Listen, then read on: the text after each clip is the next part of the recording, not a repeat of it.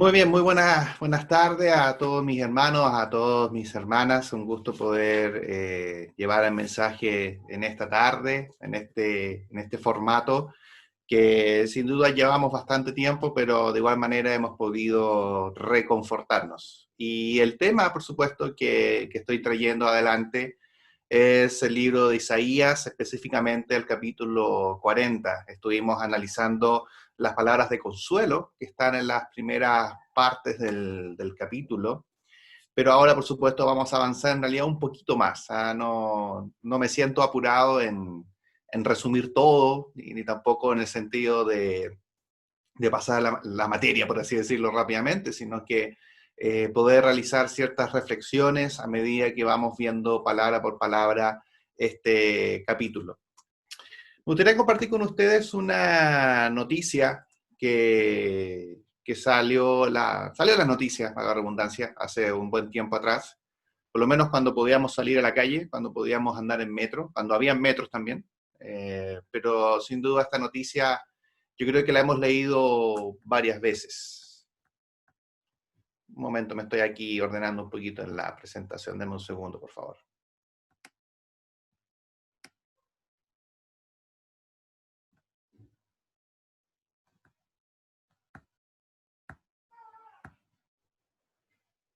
Ok. Voy a leer lo que dice la noticia. Dice: un suicidio fue la razón del colapso que afectó esta tarde a la línea 4 del metro, especialmente entre las estaciones Tobalaba y Los Orientales, convirtiéndose en el segundo caso de este tipo de incidente que ocurre en menos de 24 horas y que hace colapsar las dependencias del ferrocarril subterráneo. De esta forma, se totalizaron un total de 7 estaciones sin servicio y que dejaron a una gran cantidad de usuarios sin posibilidad de desplazarse a sus domicilios, justo cuando concluía la jornada laboral, en algunos casos, y el horario escolar en otros. Según antecedentes policiales, la víctima fue descrita como un hombre joven, de unos 25 a 30 años, esto último gracias a que portaba su pase escolar, permitiendo así su identificación. Personal uniformado explicó que el malogrado estudiante se lanzó en el metro Bilbao en dirección hacia Tobalaba. En ese momento fue rescatado por personal de Carabineros y el SAMU. Tenía 2 piernas amputadas cuando fue llevado al hospital de El Salvador, donde falleció posteriormente. Por su parte, el metro dio a conocer una declaración de prensa donde refrenda los datos aportados por Carabineros, precisando que el servicio se mantuvo parcial en la línea por 50 minutos, suspendiéndose entre Tobalaba y Los Orientales y operando parcialmente entre las estaciones Grecia y Plaza de Puente Alto. El servicio se restableció a las 18:05 horas. Sin duda, muchos de nosotros hemos vivido esta circunstancia. Yo creo que a algunos de nosotros nos ha tocado alguna vez ir precisamente en el metro y ser evacuados por este tipo de situaciones. Eh, y desde la psicología, como ustedes muchos saben, yo soy psicólogo de profesión, siempre este tipo de muertes, cuando la persona se suicida, especialmente en el metro, especialmente en la hora de mayor afluencia en el metro, es precisamente porque en su muerte la persona quiere dar un mensaje, la persona quiere ser hecho notar, la persona quiere que la gente lo vea, la persona quiere que la gente se entere de su dolor, que probablemente por mucho tiempo su dolor ha estado callado, nadie ha sabido de lo que le ha sucedido. Por lo tanto, es una forma de pedir a gritos que todos observen su dolor final, que todos sepan qué es lo que le está pasando. Sin embargo, cuando suceden estas cosas, estamos tan habituados al dolor. ¿Te acuerdas cuando hablábamos en la clase anterior de estar los clics de los relojes en la casa? Bueno, les contaba yo de que alguien no pudo dormir porque sentía los relojes en la casa y nosotros ya no los sentimos porque estamos habituados. Pues bueno, parte de esa habituación genera de que estamos tan preocupados de nuestras propias vidas que en realidad siempre escuchamos las noticias, perdón, escuchamos la gente en el metro reclamar por esto, ¿verdad? Uno escucha cosas como, pero ¿cómo se tiraron a esta hora? ¿Pero por qué no se tira a otra hora? No sé si ustedes han escuchado esas palabras, yo las escucho mucho. Pero ¿cómo la gente hace esto? Voy a llegar tarde a mi trabajo, pero qué gente más tonta, ¿cómo hacen este tipo de situaciones? Y si nos percatamos también las noticias que estamos viendo acá, la noticia que está en el diario, tal como se la estoy contando ahí, esto fue un copiar-pegar de internet, así es como contaron la noticia. El tema central de la noticia es cómo podemos seguir con nuestra vida. Si se percatan, toda la noticia habla sobre, sí, mira, tenía tal edad, que lo sacaron rápidamente, pero afortunadamente 50 minutos nomás estuvimos parados. Ese es el foco de la noticia. El foco de la noticia es, bueno, ¿cómo podemos seguir más rápido? ¿Cuáles son las estaciones que están colapsadas? ¿Cuáles son las estaciones que no podemos ocupar? ¿Cómo llegamos más rápido a los trabajos, de vuelta a nuestra casa? Eso es el tema de la noticia. La noticia no habla sobre el suicidio. La noticia no apertura una conversación sobre cómo poder evitar estas situaciones. Y recién cuando estas situaciones nos tocan en nuestra vida de forma cercana, le damos el sentido, nos damos cuenta de que esto era no algo tan irreal y lejano, sino que es muy cercano. Yo parto con esto porque en ese tiempo, cuando salió esta noticia, la noticia que le estoy mostrando acá, es la noticia de una persona que yo conocí, trabajando en una empresa. Esto pasó un día lunes en la tarde, y el martes en la mañana me acerco a la empresa a trabajar, a hacerle. Le cuento a mi señora porque sabe la empresa de la cual estoy hablando. Fui a hacerle a esta empresa a hacer cursos ese día en la mañana. Y había un ambiente terrible. Y yo pregunté, bueno, ¿qué pasaba? ¿No? Había gente llorando, gente muy cabizbaja, y hablaban de que un supervisor que yo conocía, porque era un cliente mío, era la persona que se había tirado en el metro en la tarde del día anterior. Todos sabíamos algo, sabíamos de que se había separado, su esposa lo había abandonado, lo había dejado a él con 2 hijos al cuidado. Él cuidaba a sus 2 hijos después que su esposa lo abandonó. Y había pasado ya bastante tiempo. Todos pensábamos de que estaba bien. En realidad no, nunca dio una seña de que algo le pasaba. Y simplemente nos encontramos con esta tremenda noticia que nos golpeó a todos en la cara, nos dejó muy abatidos. Y ahí es cuando tú empiezas a escuchar. Yo escuchaba en el trabajo, ¿no? Gente decía, oye, yo fui el último que lo vi ayer. Empiezan esos dolores, ¿verdad? También el dolor de cómo nunca nos dimos cuenta, cómo nunca supimos, cómo nadie se percató. Y la reflexión es que mucha gente vive situaciones de dolor, pero simplemente no nos damos cuenta porque estamos en un mundo en el cual tenemos que mostrarnos bien, tenemos que rendir, tenemos que hacer todas las cosas que tenemos que hacer. Y en realidad mostrar el dolor normalmente no lo hacemos. Y cuando lo mostramos es cuando de verdad colapsamos, como en el ejemplo que estoy mostrando acá. Y mucha gente, no solamente este colega que yo conocí, mucha gente llega a esta situación por la sencilla razón, me estoy buscando en el mouse acá, por la sencilla razón de que mucha gente, hombres y mujeres, nunca han escuchado la noticia del consuelo. Hay personas que viven años de sequía, años de desolación, y no reciben esa gota refrescante que necesita sus almas. Mucha gente muere, y tenemos que hacernos cargo nosotros, hermanos y hermanas, como miembros de la congregación, de que hay muchos hombres y mujeres que se han acercado a la muerte sin haber escuchado la buena noticia del consuelo, sin haber escuchado de nosotros lo que el Señor tiene preparado para ellos. De hecho, sobre esta misma noticia, si me acompañan al libro de Zacarías, el pueblo de Israel había vivido 70 años de dolor. Y hay gente que vive a veces 70 años de su vida sin escuchar la noticia del consuelo. En Zacarías capítulo 1, en el verso 12,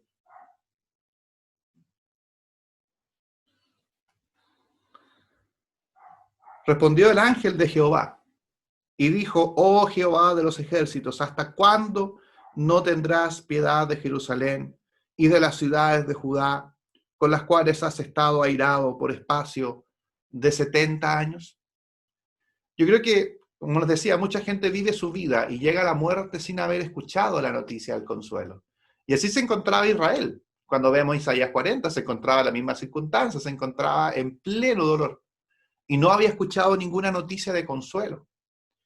Y la respuesta del Señor en el verso 13 es hermosa. Dice, y Jehová respondió buenas palabras, palabras consoladoras al ángel que hablaba conmigo.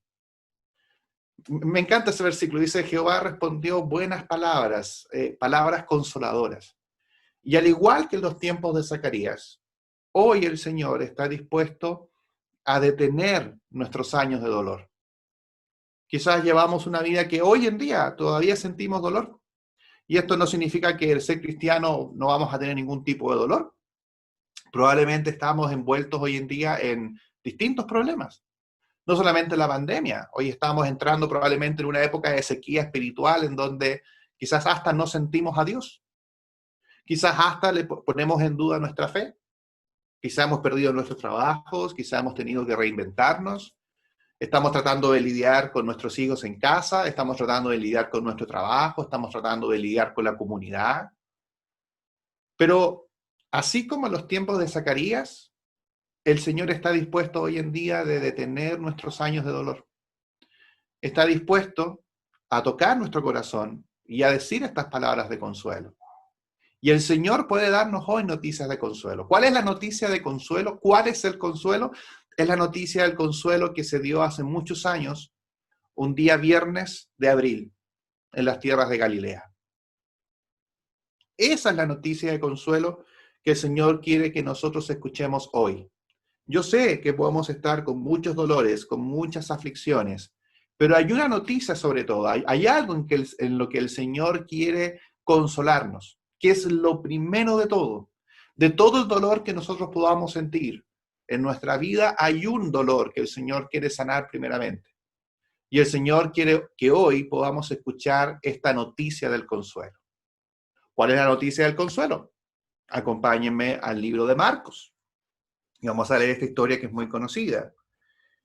Y yo creo que esta historia que está en el libro de Marcos, en el capítulo 2, verso 1 al 4, yo creo que es el sentimiento más real de lo que puede ser la depresión, de una persona que ha vivido toda su vida estando paralítico. Dice Marcos capítulo 2, verso 1.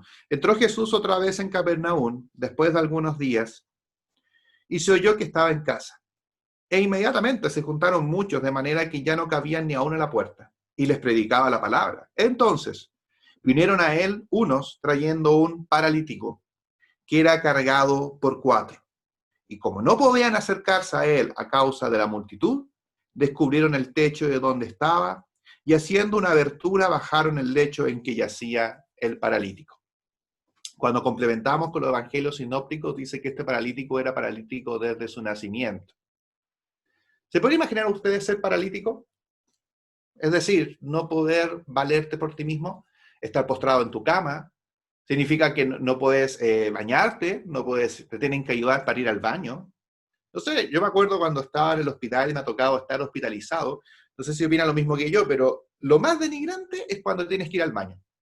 Es lo más denigrante que puede haber en un hospital, cuando estás en un hospital, porque te pasan la chata. No sé, alguna vez le han pasado la chata. Eso es denigrante. O sea, no poder pararte. Yo cuando salí de mi postoperatorio del cáncer testicular, que ya tuvieron que operarme una parte sensible para todo hombre, más encima después de eso me tienen que pasar la chata para ir al baño. Eso es tan denigrante, porque todas tus necesidades quedan ahí, porque alguien tiene que limpiarlas por ti. Y tú tenés que tener la mejor cara y dar gracias nomás por la persona que lo hace, porque es su trabajo. Una persona paralítica significa que tiene que ser ayudado en todo. En ir al baño, tiene que ser ayudado para bañarse si que necesita asearse. Es un sentimiento de inutilidad y por supuesto que puede llevar esto a que la persona quiera simplemente acabar con su vida, que se encuentre en una sequía, que necesite consuelo. ¿Cuál es el consuelo que necesita? Caminar. De hecho, estos 4 amigos que llevan a este paralítico, yo creo que justamente lo hacen porque el paralítico se encontraba en una situación de dolor, en una situación insoportable de dolor. Y por eso que sus amigos van, rompen el techo de la casa y bajan a este amigo en medio de todos. Y son capaces de hacer lo costoso, son capaces de hacer lo difícil, lo imposible. Y de enojarse hasta con el dueño de casa por romper el techo de la casa. Son capaces de hacer todo eso. ¿Por qué? Porque saben que es su amigo, ¿verdad? Saben que él tiene un dolor. Y el dolor es no poder ser una persona útil. La persona paralítica no puede trabajar. La única opción que tiene una persona paralítica en ese entonces es mendigar. no puede realizar ningún trabajo. Si hubiese sido el primogénito, probablemente lo hubiesen heredado de su primogenitura, porque no tenía ninguna posibilidad de seguir adelante con los bienes de la familia. Era un inútil. Así de simple. Este paralítico era un inútil. Y la única forma de él cree, ¿verdad? Y sus amigos también lo creen, que la única forma de cambiar todo esto es que si él caminase. Eso era lo que él necesitaba, ¿no? Él dice, bueno, ¿cómo puedo parar este dolor? ¿Cómo puedo recibir consuelo? Este amigo dice, este paralítico dice, bueno, la mejor manera es caminar. Y por eso es que toda la gente se llena en la casa, están esperando un milagro, todos están esperando que esto suceda. Y eso es lo que están buscando del Señor Jesús. Pero sabemos lo que el Señor Jesús hace, ¿verdad? Y lo vemos en el versículo que viene a continuación. ¿Qué dice el versículo 5? Al ver Jesús la fe de ellos, dijo al paralítico, hijo, tus pecados te son perdonados. Hermoso versículo. Un versículo que de verdad, si yo hubiese sido el paralítico, yo no hubiese entendido nada. Coloquemos en el puesto el paralítico. El paralítico, ¿qué está buscando? Caminar. ¿Qué es lo que busca mucha gente cuando llega a la iglesia? Resolver sus problemas de trabajo, resolver sus problemas en su matrimonio, resolver problemas con sus hijos, resolver problemas en distintas esferas de la vida. Venimos a la iglesia muchas veces con el dolor, ¿no? Cuando ya la vida nos ha puesto de rodillas, cuando ya en realidad no sabemos qué hacer, vamos a la iglesia. Y vamos a la iglesia a pedirle al Señor, Señor, consuélanos, Señor, ayúdanos, Señor, danos respuesta a esta pregunta, danos respuesta a esta inquietud, hazme caminar, dame un mejor trabajo, dame una mejor familia, dame un mejor auto, dame la posibilidad de ahorrar, ayúdame en las deudas, lo que sea. Ayúdame en la prueba, ayúdame en el examen. Yo me acuerdo no una vez en realidad, muchas veces, que de repente se acercaba, no voy a decir nombres para no dañar a nadie, por si alguien conoce a este joven cristiano, pero era un joven cristiano que se había bautizado, que no iba nunca a la iglesia, pero cuando iba a la iglesia pedía la oración y decía, quiero pedir al Señor que me ayude en mis pruebas, en la prueba que tengo en la semana. Entonces yo no entendía nada, porque yo decía, pero ¿cómo? Es como el paralítico, ¿verdad? Es como que va a la iglesia, pero va para pedir cosas que le ayuden, como que, Señor, consuélame en mi examen. Y muchas veces nosotros también estamos así hoy en día. Y a veces llegamos a criticar al Señor, llegamos a desconfiar del Señor. El Señor me abandonó, el Señor me dejó, el Señor no me quiere, el Señor está haciendo que yo me sienta un inútil. Y el paralítico, cuando recibe esta frase, el paralítico no entiende nada. El paralítico dice, pero si yo quiero caminar, yo no quiero salvarme de los pecados. Pero lo que sucede acá es que la gran noticia del consuelo no es que el Señor va a solucionar tus problemas de la vida. Eso el Señor sí lo va a hacer. ¿Eh? Yo te digo desde ya, el Señor lo va a hacer. De hecho, lo hizo con Israel. Pero hay algo que el Señor tiene que resolver primero. Hay algo que el Señor te tiene que consolar por sobre todas las cosas. Y es precisamente tu pecado. 3 cosas que quiero reflexionar de este versículo. Primero, la vida te ha quitado todo. La fe depende de ti. Y es lo único que necesitas para ser llevado ante Jesús. El paralítico no podía caminar. El paralítico era un inútil en esa sociedad.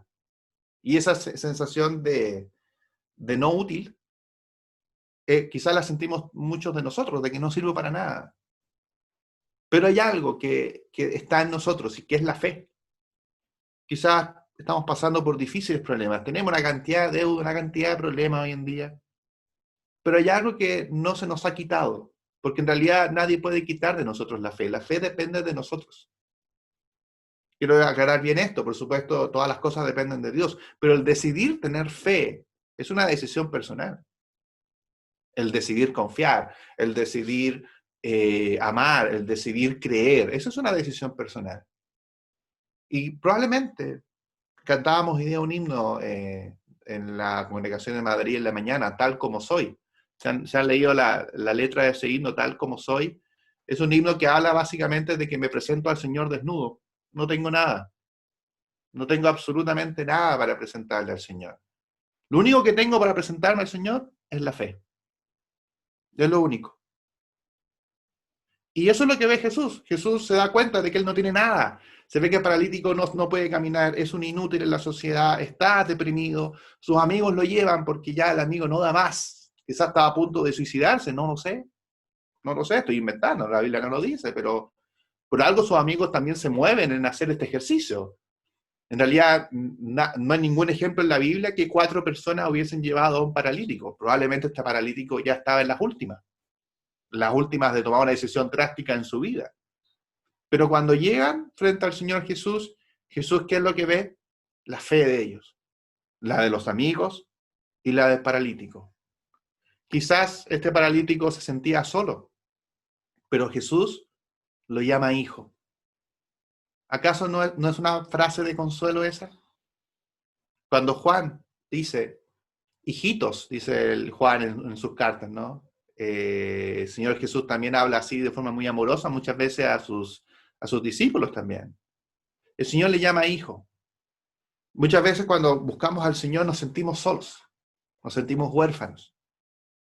Sentimos que no tenemos padre, sentimos que el Señor no nos ayuda y vamos al Señor con la última, diciendo ya está en la última oración que hago, ya no lo voy a hacer más, esta es la última oración. ¿Sabe cómo el Señor responde a nuestra última oración? Así. El Señor dice, hijo, hijo, acuérdate, no estás solo, hijo. Aunque te puedas sentir huérfano en medio del dolor, aunque te puedas sentir solo, el Señor te dice, hijo. Y lo otro que notamos de este versículo es que el Señor, antes de resolver el dolor de tu vida, cualquiera sea el dolor que tenga, el Señor Jesús debe resolver primero el dolor de tu alma. Eso es lo primero que el Señor tiene que resolver. Porque, insisto, muchas veces nos comportamos igual que este amigo hermano, digo, ¿no? Que les contaba yo de la iglesia, ¿no? Que llegaba de vez en cuando y quería soluciones físicas, pero no se percataba de que tenía un problema espiritual, que era lo que lo estaba separando de Dios. Y muchos probablemente nos encontramos así, con muchos problemas, pero no nos hemos analizado internamente de cómo está nuestro espíritu, cómo está nuestra alma con el Señor. El Señor quiere ayudarte en todo. Quiero que comprendamos eso esta noche. El Señor quiere ayudarte en todo. El Señor te quiere bendecir. El Señor te quiere entregar un buen trabajo. El Señor quiere resolver tus problemas familiares. El Señor quiere hacer todo eso. De verdad quiere. Pero hay algo que está por sobre todo, que el Señor necesita hacer hoy y esta noche. Y lo que necesita resolver primero el Señor es el problema del pecado. Eso es lo primero que tiene que resolver el Señor con nosotros esta noche, con todos nosotros. El Señor tiene que vivir el problema del pecado. Porque hoy podemos en la tierra vivir desconsolados, pero ¿qué pasa si al morir vivimos una eternidad en llanto? La noticia que vimos recién, que le mostraba al principio, en esa noticia vemos como alguien muere y sabemos el destino que tuvo esa persona que se mató, quitó su propia vida, algo que no es en donde el ser humano no tiene la voluntad de hacer, de quitar su propia vida. Eso no es algo que al hombre se le haya dado autoridad. Y qué terrible, ¿verdad? Cuando alguien muere y decimos, mira, nunca se bautizó. ¿Acaso no es el dolor que sentimos cuando sabemos que alguien muere? Cuando alguien falleció, decimos, ¿en qué situación falleció, verdad? Puede haber tenido muchos problemas, pero nada nos consuela si sabemos de que falleció sin haber conocido a Cristo. Ese es el dolor más grande. No importa todo lo que hayas tenido en vida, sea muchas cosas, pocas cosas, el tema es en qué condición mueres. Puedes vivir un año en soledad, pero ¿qué pasa si vives toda tu vida sin el amor divino del Señor? ¿Qué pasa si mueres hoy? ¿Qué va a pasar con tu eternidad? Tienes un problema hoy que el Señor tiene que resolver. Y ese es el problema, por supuesto, que se encarga Dios. Es un problema que nosotros como hombres no podemos resolver. Es un problema que nosotros por nosotros mismos no lo podemos dilucidar. Es un problema que requiere de Dios. Necesitamos de Dios para resolver este problema. El problema del pecado necesita de Dios. La consolación necesita de Dios. Necesitamos de un milagro para resolver este problema. No es un problema chico, es un problema tremendo. Es el problema más fuerte que vive la humanidad, el pecado. Necesitamos un milagro para resolver este problema. Necesitamos, por supuesto, que un niño nazca en Belén. Necesitamos a un Salvador. Necesitamos al Señor. Eso es lo que plantea Isaías en el verso 2 de Isaías 40. Dice Isaías capítulo 40 en el verso 2. Estudiamos la clase anterior, hablad al corazón de Jerusalén, ¿verdad? Hablar del corazón, hablamos de la importancia de consolar. ¿Y qué es lo primero que tenía que decirle a Jerusalén, a su corazón? Lo primero que tenían que saber es lo que está ahí en el texto marcado. Decirle a voces que su tiempo es ya cumplido, que su pecado es perdonado, que doble ha recibido de la mano de Jehová por todos sus pecados. Los desterrados de Jerusalén, que llevaban 70 años, ¿verdad?, desterrados, ¿qué necesitaban escuchar ellos? De hecho, entendamos que Isaías no sucede después de los 70 años que están en el desierto, pero los judíos se llevaron estas palabras diciendo, esperemos que el Señor cumpla esto, y es lo que ellos querían saber. Ellos no necesitaban saber cuándo iban a volver a Jerusalén, no necesitaban saber cuándo iban a ser resueltos sus problemas de nacionalidad, ni cuándo sus dolores físicos iban a ser sanados.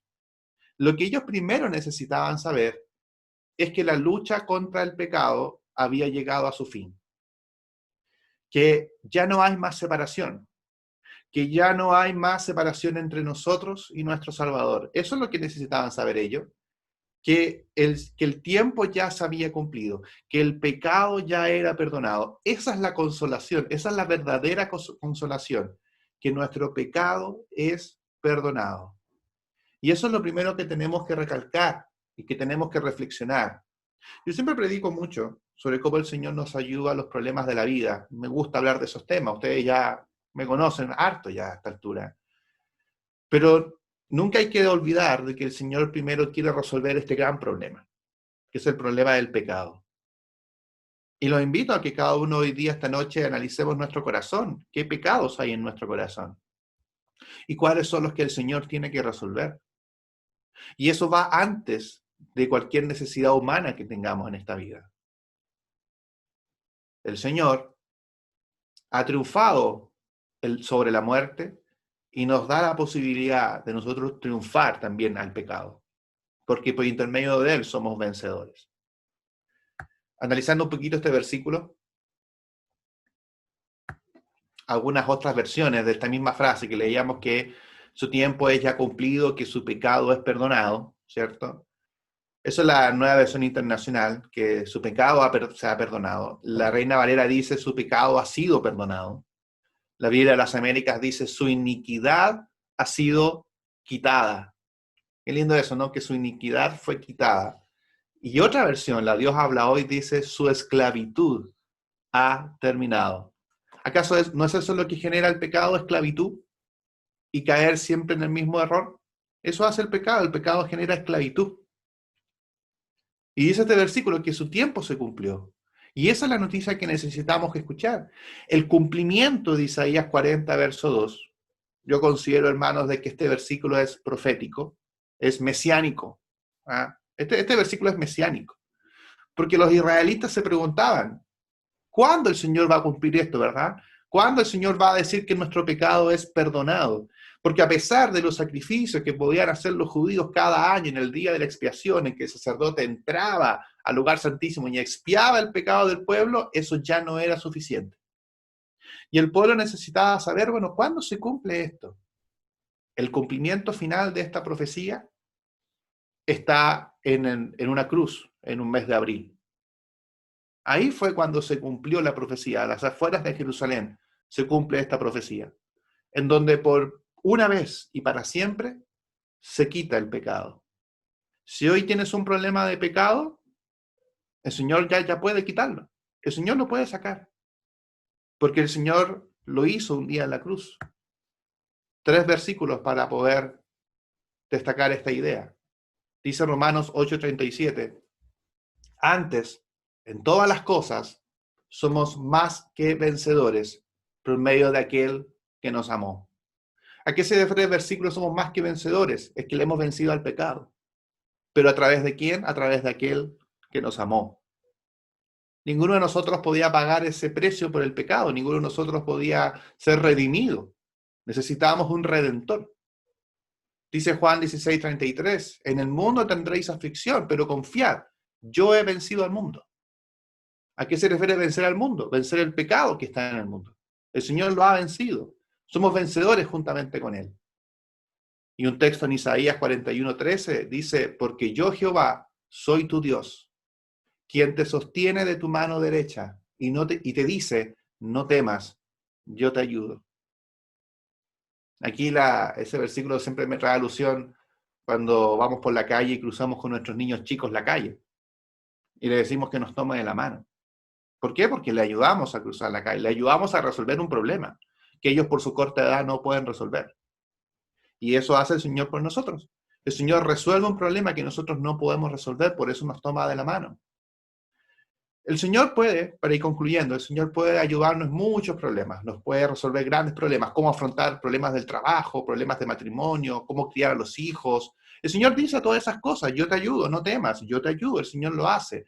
Pero de igual forma, el Señor responde a la pregunta más importante de la vida, que es ¿cómo tendré perdón de mis pecados? Ese es el problema mayor que tenemos que resolver. Antes de recibir bendiciones de Dios, antes de buscar y pedirle al Señor, tenemos que pedir por la limpieza de nuestros pecados.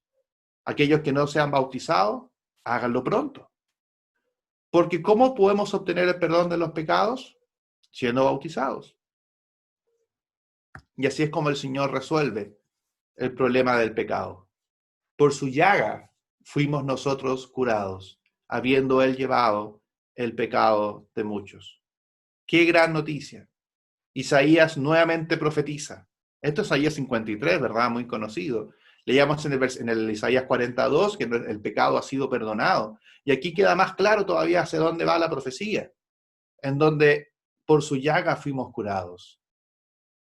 Nosotros lo primero que necesitamos antes de resolver cualquier problema de la vida, antes de ser consolados de cualquier cosa, es el consuelo del perdón de nuestros pecados, en donde ya no somos más huérfanos, sino que tomamos la mano del Redentor para acercarnos a la salvación.